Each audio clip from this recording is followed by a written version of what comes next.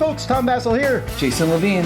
And today, welcome to Everything is Awesome. Every game is awesome. Today we're taking a look at a game that when I first heard about it, I was excited about just because of the name, King Chocolate. I know. I looked at this cover.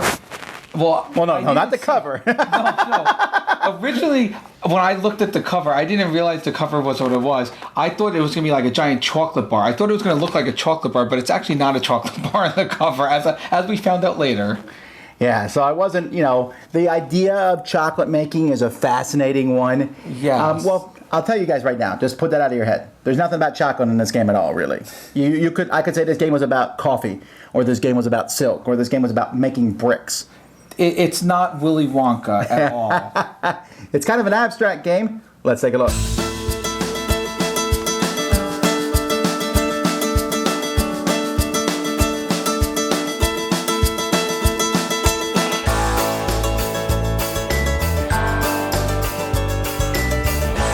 Now in the middle of the table, you're going to have this hexagon that's formed up of smaller hexagons.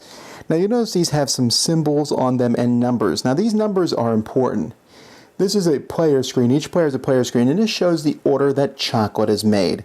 It starts in the pods, goes to beans, to roast, to nibs, to liqueur, to chocolate, then back to the cube supply. I like how that's a cube. It's all thematic. Liqueur to chocolate, then cube supply. Anyhow, this is the order. In case you forget the order, it's pretty easy. You can see there's numbers on them. So 1 goes to 2, which goes to 3, which goes to 4, where's 4, 4, which goes to 5, which goes to 6. Okay, so each player is going to start with 3 predetermined tiles. And these tiles are lettered in the back, but basically you get all 6 different types when you start. On a player's turn, they're going to take one of their tiles. This is a mandatory action, and they're going to place it next to everything else. So maybe they place it like this. Okay, they can place it anyway. And then they have 3 different actions that they can do. One of those actions is to draw another tile. Over near the board, you will have piles of tiles. This is, by the way, the way the end game triggers, and you can draw a tile. You can take these actions multiple times.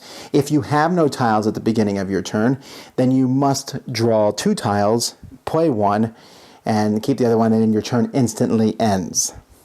So anyway, drawing a tile is one thing. Another thing you do is take control of a group. If no one else is in a group, you can put one of your dudes there, and each person has 4 dudes. You can have 4 groups at any point during the game. When you do that, you will also put a chocolate cube in each of the circles. So this area here has 3 circles in it. Now that's 2 action points to do that, unlike everything else, which is 1 action. You can also move things from one group to another. So I might want to move stuff from group 2, which has to go to group 3. So I can move 2 of them. I can't move all of them because the biggest group 3 here is 2. But let's say someone had a larger group 2 built like that, then I would be able to move all 3 of them.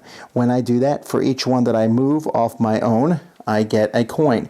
If I move it off someone else's onto, let's say I want to move mine to someone else's and then someone else's to mine again or whatever, whoever's it moves off gets a coin for each one that is moved off.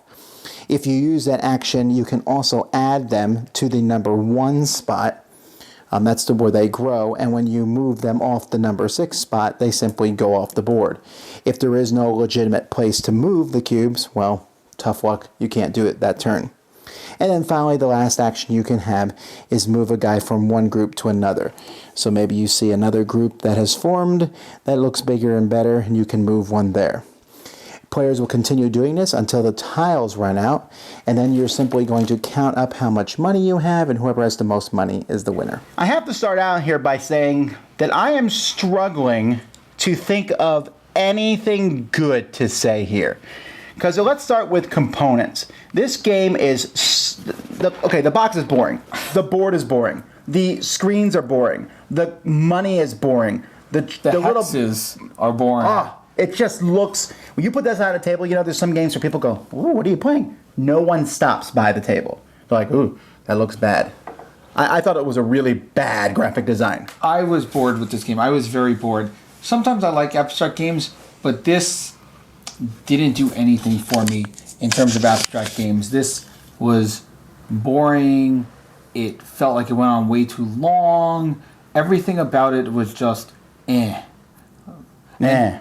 And usually I don't say let's get a game over with. But this whole game, I was like, I hope this game ends soon. And we had a slow player, and I was like, I hope that he plays quick so we can end this game soon. Well, I thought the concept initially in your head sounds interesting, right? There is 6 steps, and you can only control 4 of those steps.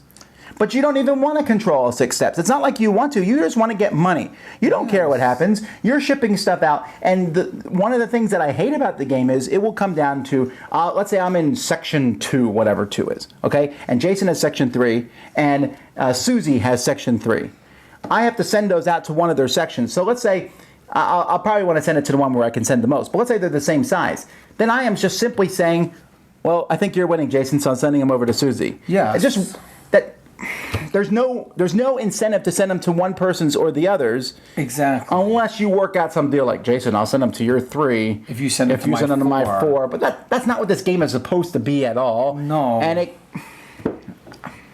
And the mechanic that I really didn't like is you have to spend an action to take a tile. Every turn you're playing a tile, but you have to spend an action to take a tile. Oh, my goodness. Why? Oh, right. Seriously, if you have to take a tile every turn, you don't have to take one every turn, right? No. You technically could let your tiles go down to 1, and then once your tiles are down to 1, you take a tile every turn. Or you could spend 1 turn and take 3 tiles, and then let them roll out again. 1. But again, what's the point of that? So they might as well have just have had you draw a tile at the end of your turn. I don't know why they didn't just do that. That's just, it's one of those rules that really frustrate. That's because you're like, well, I get 3 actions. Not really. I get 2. Because taking a tile is one of my actions. Yes. It was.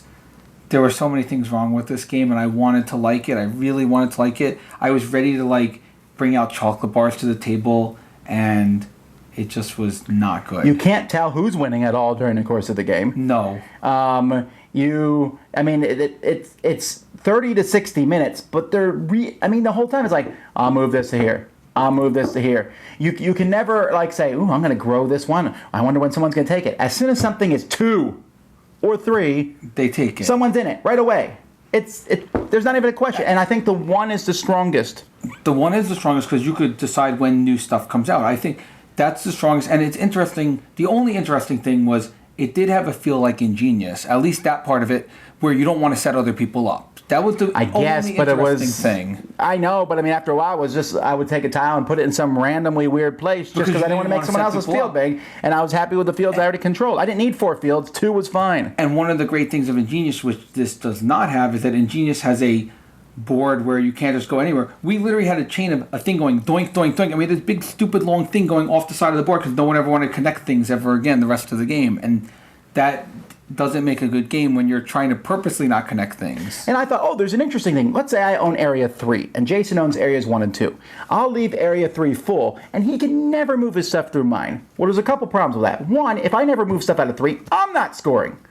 And someone else will build an Area 3, and they'll let Jason move his stuff through. Yep. So you can't even block people. I don't like this. 2 huge thumbs down for me. Boo! King Chocolate. Chocolate's supposed to be delicious. This is not.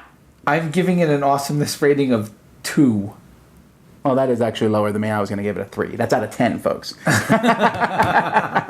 Alrighty, well, maybe the next one will be better. Anyway, that's King Chocolate. Until next time, I'm Tom Vasel. Jason Levine. Thanks so much for watching the Dice Tower videos. Find more great videos and reviews, as well as our top-rated audio podcast at Dicetower.com. You can also find other great shows at DicetowerNetwork.com. I'm Eric Summerer, and you've been watching The Dice Tower. The Dice Tower is sponsored by Cool Stuff Inc., where you can find great games for great prices. Cool stuff in stock. Check them out at CoolStuffInc.com.